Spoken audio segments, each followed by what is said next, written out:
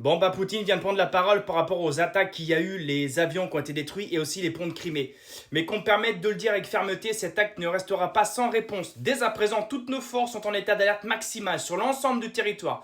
Nos services d'enquête évaluent rapidement les dégâts pendant que nos officiers militaires préparent la nature de notre riposte.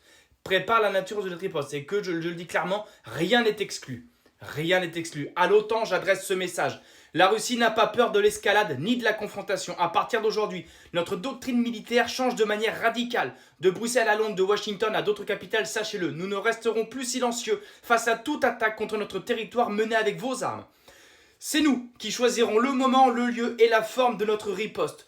Que le monde m'écoute bien, la Russie ne commence pas les guerres, mais elle sait les terminer. J'en appelle à tous les Russes, restez unis dans cette période de grands défis, faites attention à nos armées, faites confiance à notre armée, elle veille, que Dieu bénisse la Russie. Voilà, c'est-à-dire qu'en fait il n'a plus le choix. Il n'a plus le choix parce qu'il se fragilise politiquement. Il y a beaucoup de gros va-t-en-guerre là-bas en Russie, et lui, des actes comme ça le fragilisent.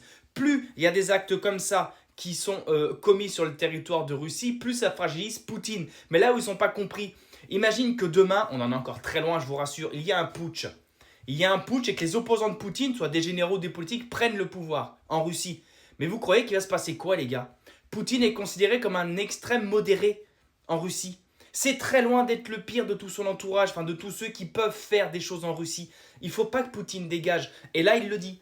On se prépare à toute riposte, on choisira ce qu'on fera et à quel moment on le fera. Il met un message clair à l'OTAN, il parle de Bruxelles, de Londres, de Washington, etc.